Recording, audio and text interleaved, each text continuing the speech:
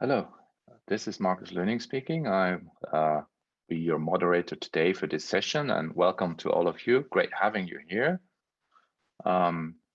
This session is going to look at the practical implementations about the requirements of the German due diligence law, and it will focus on procurement, purchasing, and buying department. So we will structure this session in a way that we will give a 20-minute, more or less, input by our experts, Alice and Bettina, and then we'll have another 20 minutes or so to discuss your questions. So please feel free to raise your hands, write down questions, put them in the Q&A box in this that you will find at the bottom of your screen. Let me briefly introduce my two colleagues that are here with me today. Very happy to have Bettina Grabmeier with us today. She's the head of methodology and institutional relation at EcoVadis. And EcoVadis are our partner in this webinar today. So it's great to have you here, Bettina. Great to have you with all your experience. You've been working with EcoVadis for 7 years now. Welcome to this webinar. And I'm also very happy to have my colleague Alice Humut with us. She joined us at the beginning of this year, and she's been working with corporates before she joined Löning, with civil society, but also for GIZ. And the most recent years, she implemented concrete measures with the Aldi South Group. So she also knows what she's talking about when it's about implementing human rights due diligence for procurement. Some practical hints.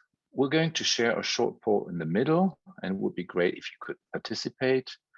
Asking questions, there is a possibility.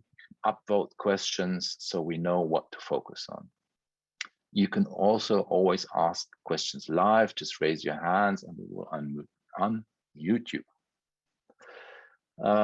Any questions we cannot answer in the course of this session, we will obviously answer later and send an email or any relevant documents that we may want to share. We'll share that with all participants, obviously, afterwards.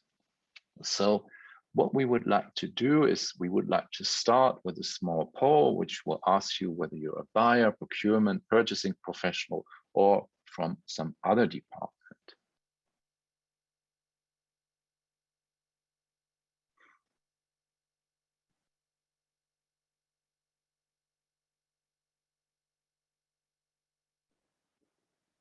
Okay, this shows a very interesting division here.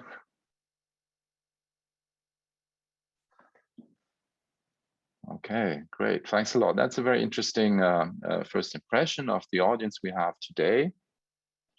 So I think we can stop that now and close it. Okay, I'll close it from my screen and go back to the questions that we want to discuss with you today. So I'll start off with brief some questions that Alice is going to talk about, and then we'll get to Bettina right afterwards. So the first question I would direct at Alice, but before I'm starting that, I'd like to share with you just a general overview. So the first question is,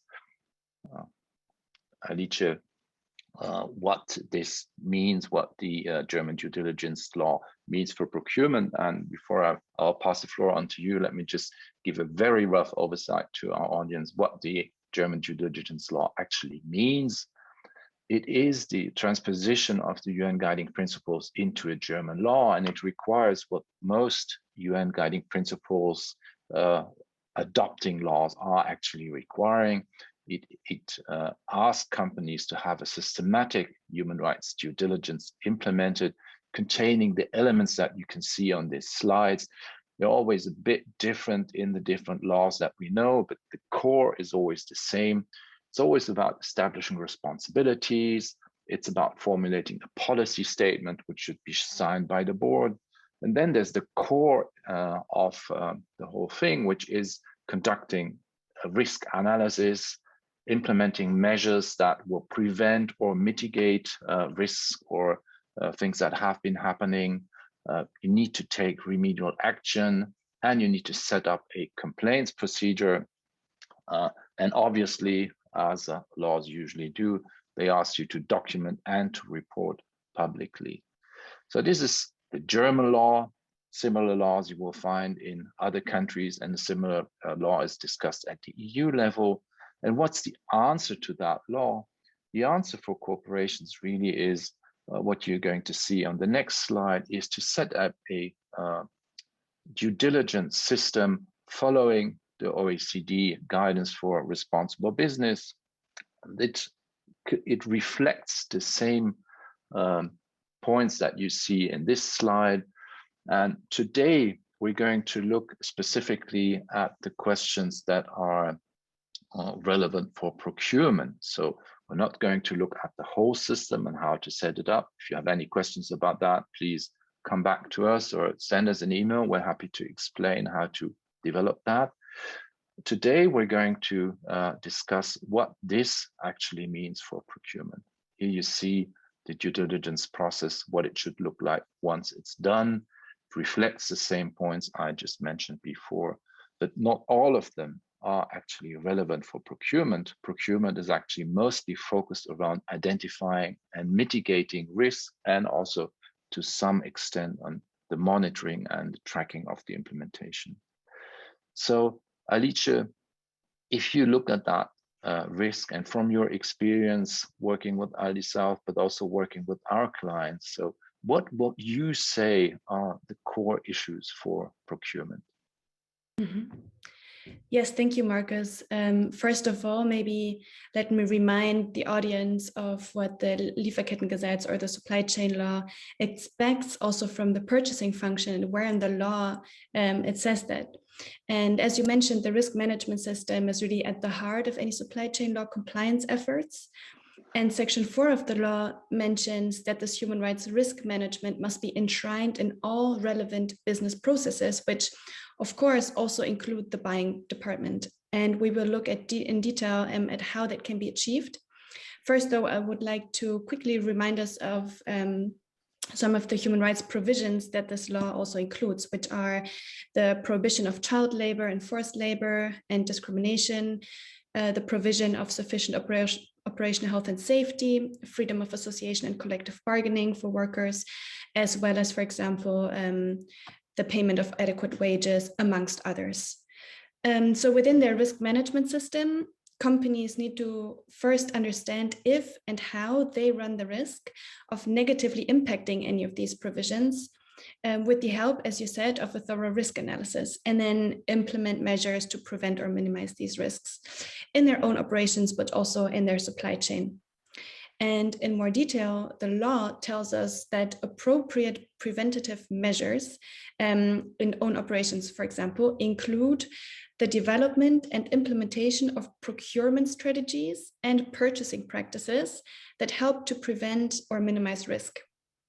And it also mentions the implementation of control measures to verify if, for example, the buying department complies with these human rights commitments.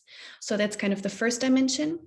And concerning the risk prevention measures within the supply chain, the law also mentions examples on how to do it, like the formulation of requirements for suppliers, considering sustainability criteria in the selection of suppliers, as well, again, control mechanisms, and so on. So in other words, companies have to regularly assess the impact on human rights of all of their activities, including, of course, the central business activity of procurement, and then implement processes to prevent the risks.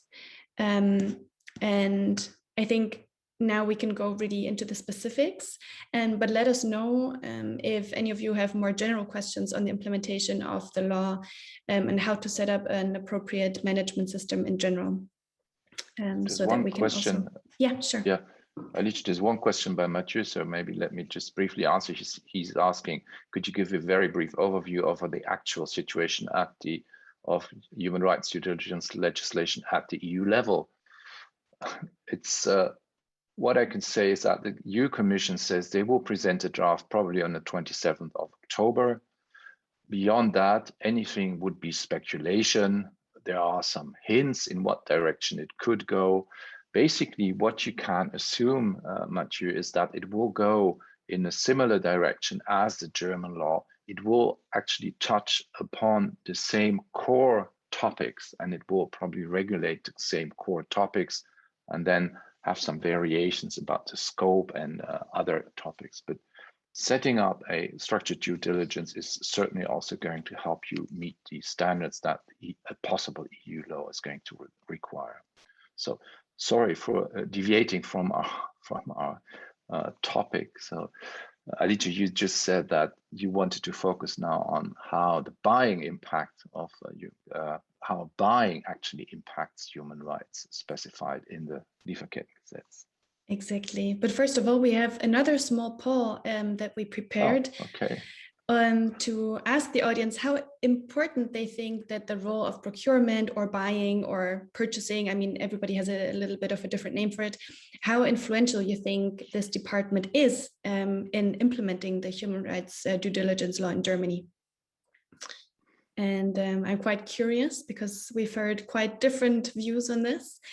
Some saying the sustainability department should deal with everything and the buying department has no responsibility. And then we also heard the complete opposite. So I'm really interested in what the audience will say. And it already looks quite promising. So, I mean, of course, you've decided to join this webinar, so it's not a huge surprise that you think purchasing practices are important. But it's great to see that most of you really do think that the role of procurement is very important. Okay, then yeah, Marcus, I will just go on to kind of explain how the buying department can impact human rights. And I mean, we all know that the buying department has significant influence on the supply chain and human rights, and it does so in at least two different ways. And one of these ways is maybe the more straightforward one when we talk about decisions such as what is being bought. So which products, are these products certified, fair trade certified, for example, then also where they are bought from. So which countries, which regions, do these regions have human rights risks or bad working conditions or poverty wages or pollution associated with them? So that's of course an important factor. And who is being bought from? So which suppliers, do they have a track record of human rights violations or are they a great performer?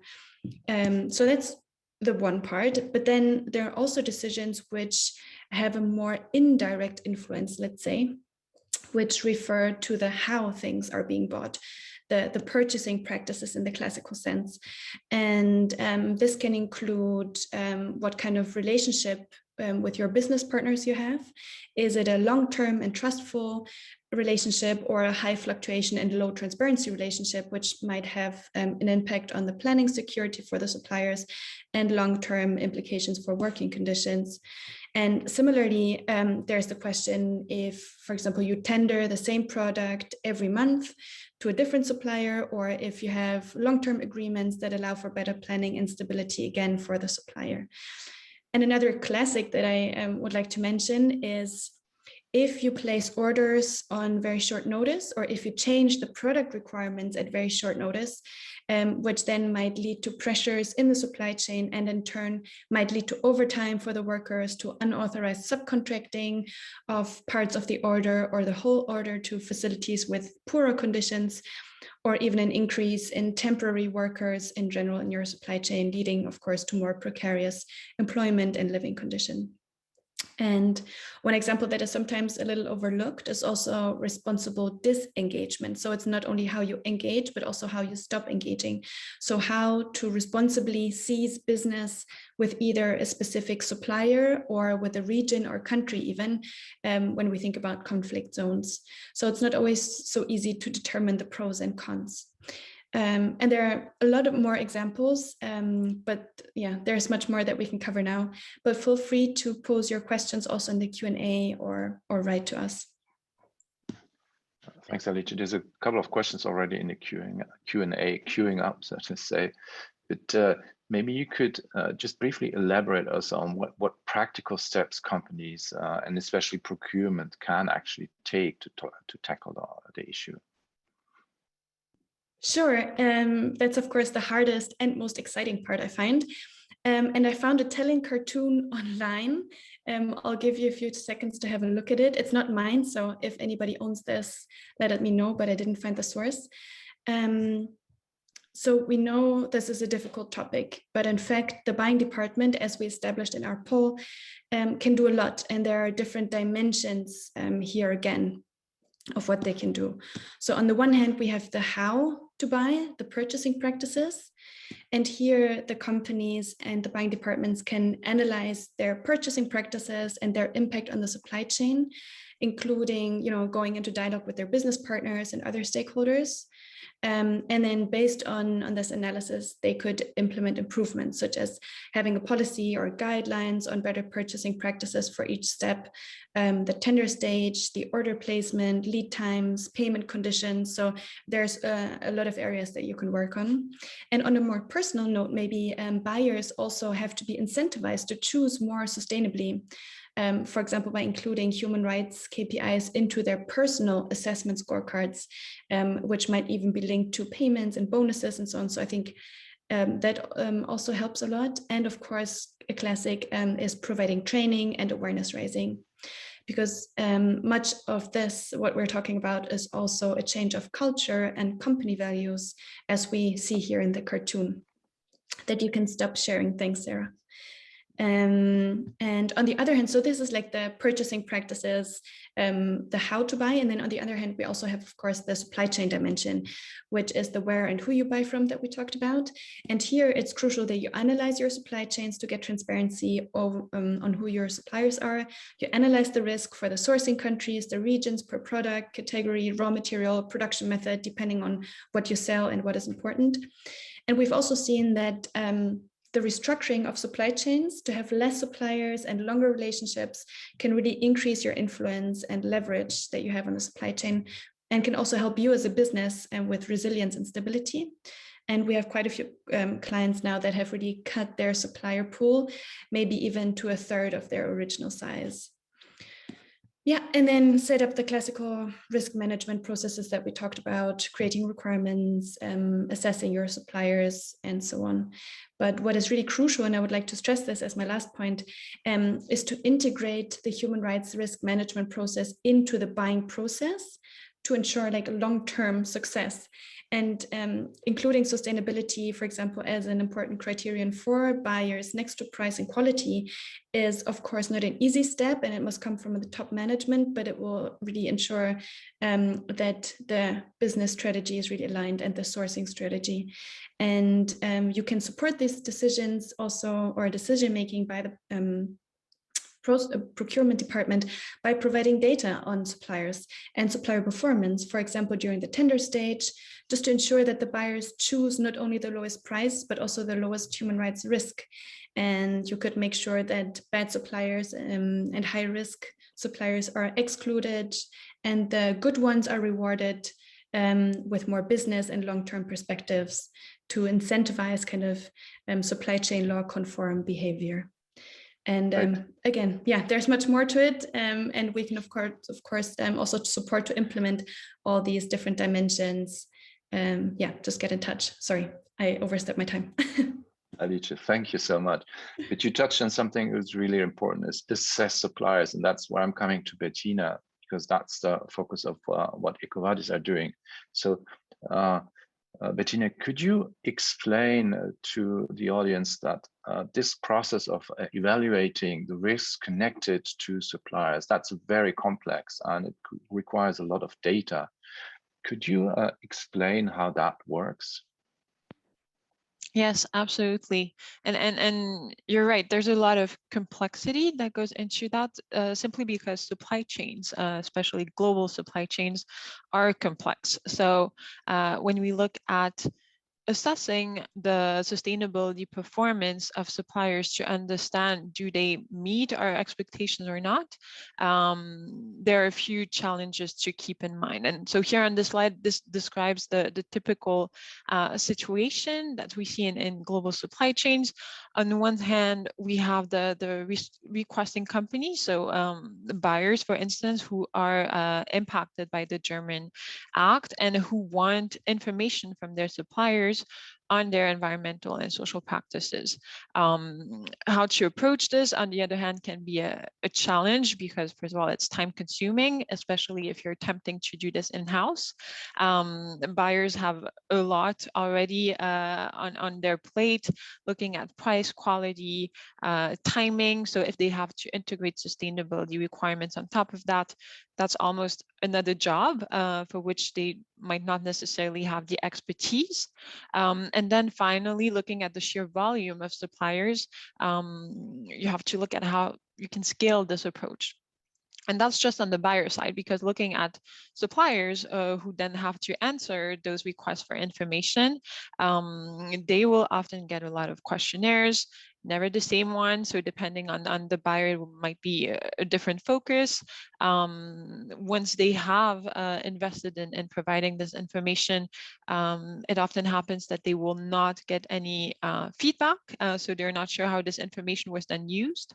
And so this created a lot of frustration for everyone. So what we would recommend to address this is really to make sure that there's a clear program, so due diligence program in place, centralizing all this with, on one hand, clear objectives. So on the buyer side, the first step would be really to define what are the standards that we will be setting for our suppliers.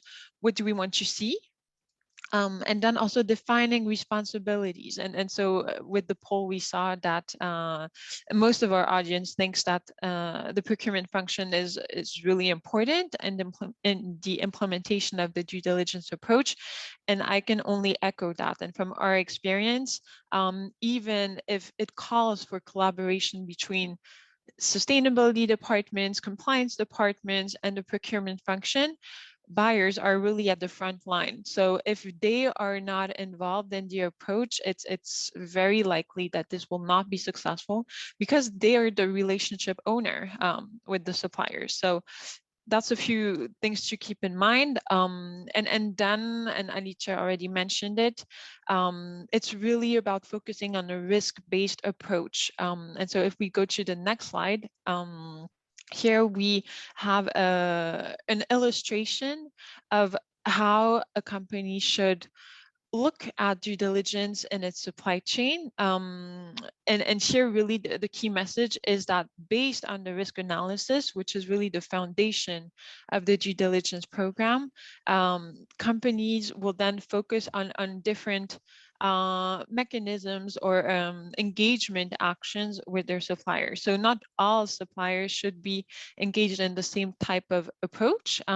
So maybe for the least risky ones, just doing a high-level background check or communicating on the code of conduct might be sufficient.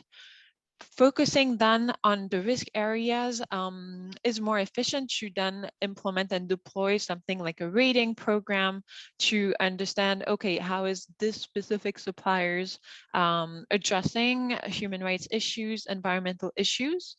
And based on the results of those ratings, this is where we can then implement additional due diligence measures. Of course, all the best practices that Alicia mentioned, additional due diligence like an on-site audit, for instance. So here it's really about targeting your efforts to make sure you make a smart use of the resources that you have available to you, and really that you focus where the main risks have been identified. So risk analysis is very important. We would recommend really investing time in this, in having a solid logic and really documenting it so that you, first of all, internally everyone is aligned on the approach, but then also if there's ever a need to explain the approach externally, whether that's answering questions from civil society, NGOs, or potentially also the regulators. Yeah, that's a really important step to then implement what we call the funnel approach, which is really starting with a high level of screening for the entire supply chain and then engaging in due diligence where it makes sense. But Bettina, if I understand you well, is also a process that you would say has to take place in the procurement department or partly in the procurement department? I think it's really where we see the most successful approaches take place is really when it's at the intersection between sustainability and procurement and potentially also compliance, because the sustainability teams, for instance, will bring the sustainability expertise, but the procurement functions are in the best position to understand what are the specific procurement practices and risks that can come from that.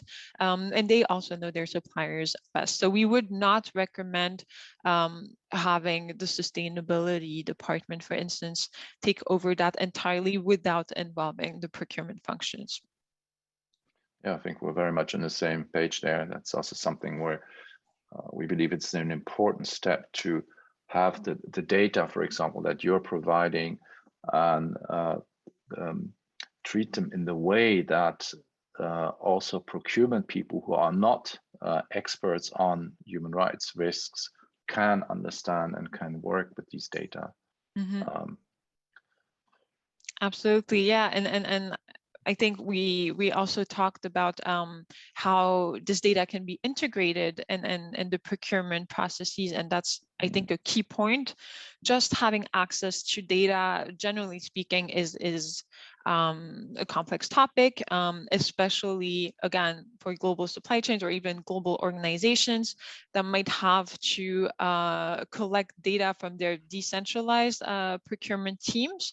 So that's already quite an exercise, especially since keeping in mind that the company has to publicly report on its due diligence implementation. So having solid and robust data is, of course, crucial. So here there are some different systems that the companies can, systems and tools that companies can implement. So having a centralized dashboard, for instance, with the results of the due diligence actions. So the rating results, for instance, or on-site audit results, and having a consolidated overview would be very helpful here. But then there's also, I think, a key point around, once we have the data, how are we using it, and what do we want to see? So what data are we looking for? Are there specific focus areas? And here the German Act is helpful because it already outlines what specific issues within human rights companies should be paying attention to. Then is the company setting specific thresholds on levels of performance that they want to see from their suppliers? And then if those thresholds are met or not, what will be the consequence? And this has also to be clearly established. So what does it mean for the relationship with my supplier? Am I disengaging? Am I setting up a corrective action plan?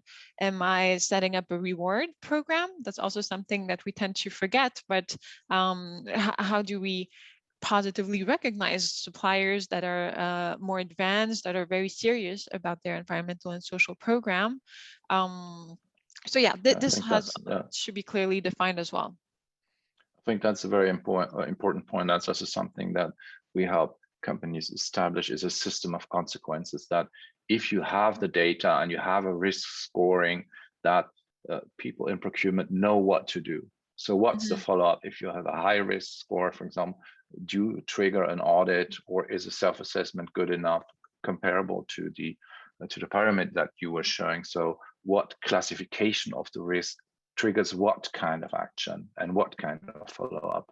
And I think it's important to give this kind of help to procurement so that they understand what they need to do if they find something.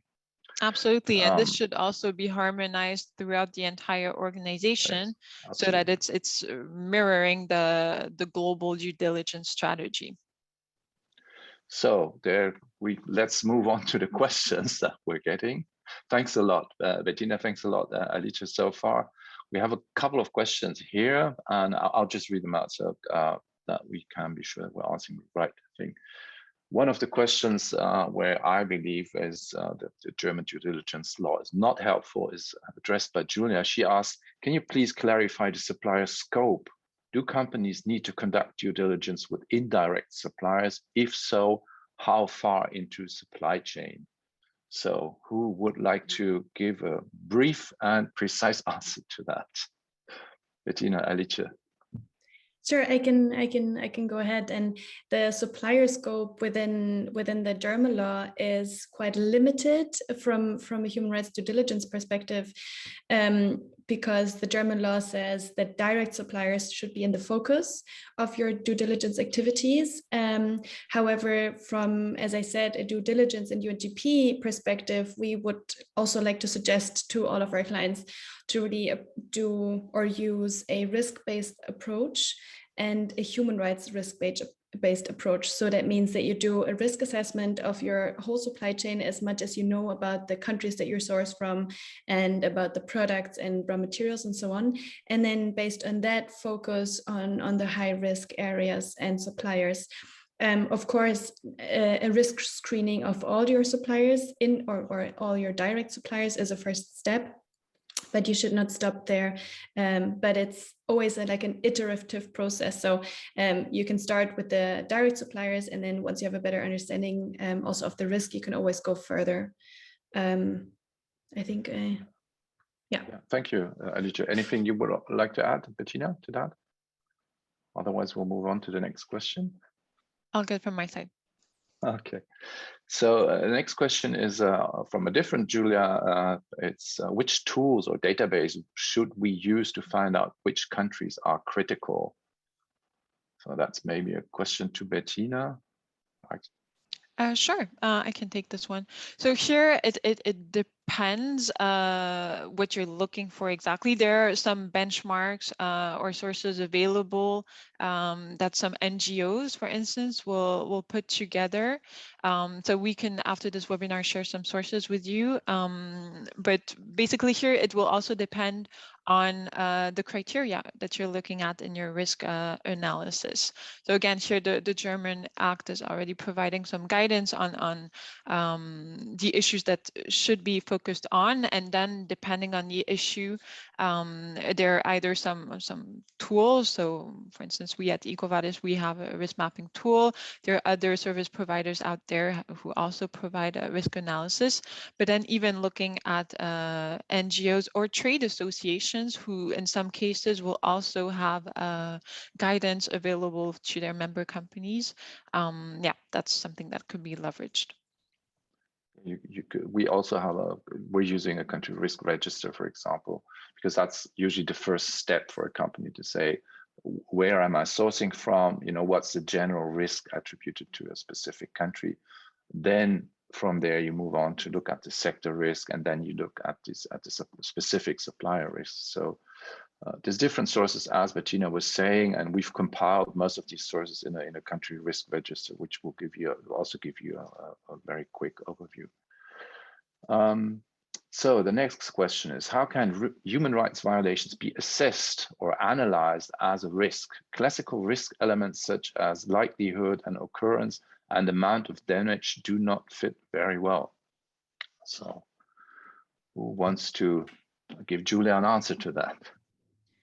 I can maybe make a start on this, because I think the points raised, such as likelihood of occurrence and amount of damage, in a way also can be translated into the human rights context, because the issues like likelihood and severity that we talk about are exactly that. And also on top of this, there's of course the leverage point. So whenever you find that there is a risk, you can kind of identify if this risk, how likely it is to occur, how many people or what scale it affects, and what is the remediability.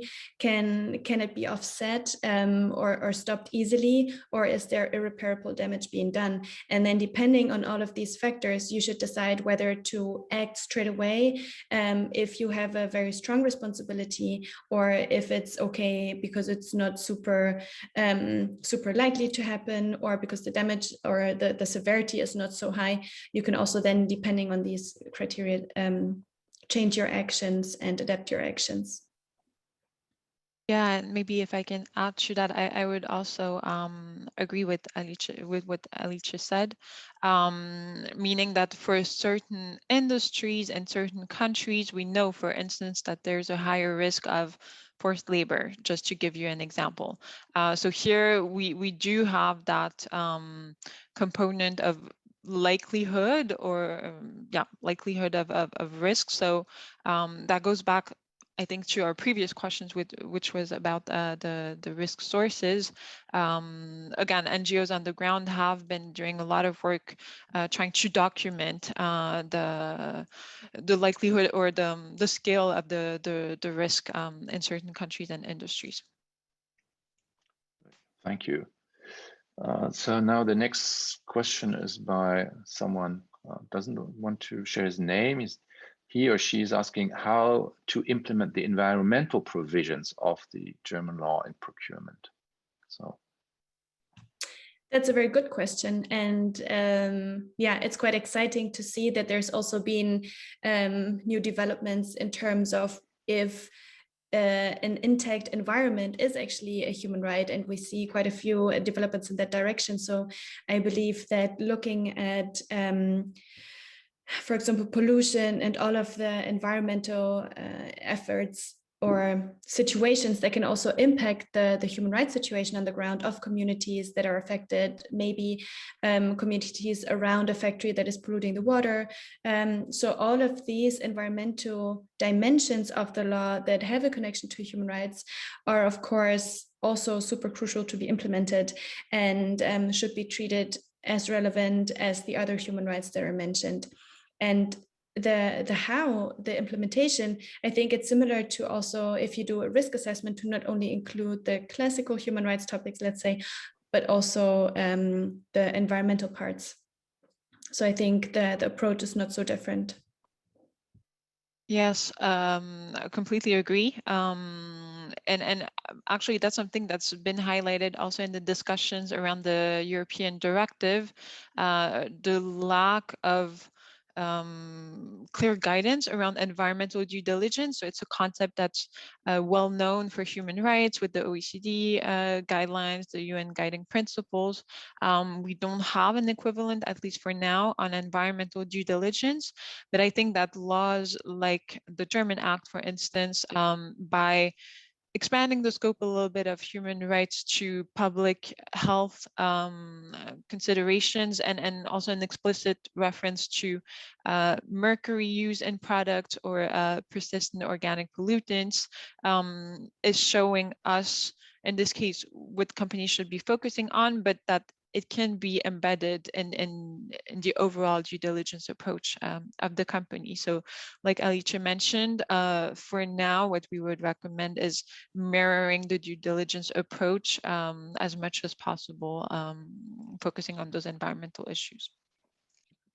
thank you. So then we go with more questions. So how do companies deal with one-shot or seasonal suppliers in terms of the law? So how much engagement is needed with these kind of suppliers? How would you answer that? Yeah, so we see that with these kind of suppliers, of course, the leverage is very low that you have in terms of influencing their decisions on how to source and where to source from. But this is also where the risk is highest, because you have little transparency most of the time. So it's really a difficult decision, because sometimes you do need suppliers that only supply something to you once a year or twice a year. However, there it's important that you then really make sure that you do your due diligence and try to get as much information as possible, and also include these requirements from the beginning. So it's not, and if it's a direct supplier in terms of the law, you still have to do all of the engagement that you also do with your other suppliers if the risk is similar. And especially if it's, as I said, a one-off or a seasonal supplier, the risk might be even higher because you don't have a lot of leverage on that supplier.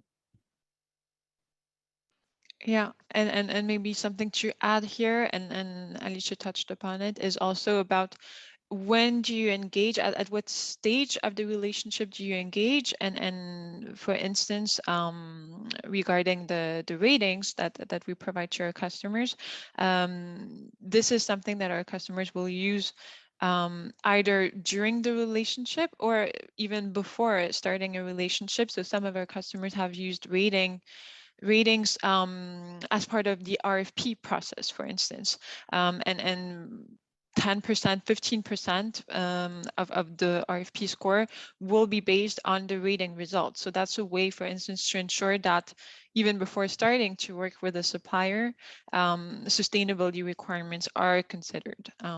So of course, then there's the entire leverage dimension that Alicia mentioned. But even in RFP processes, one-shot seasonal suppliers, it can be embedded here. Thanks a lot. I think these were all some very important points. And I would add from a strategic level that I hear from this question, is this a way around complying with the law?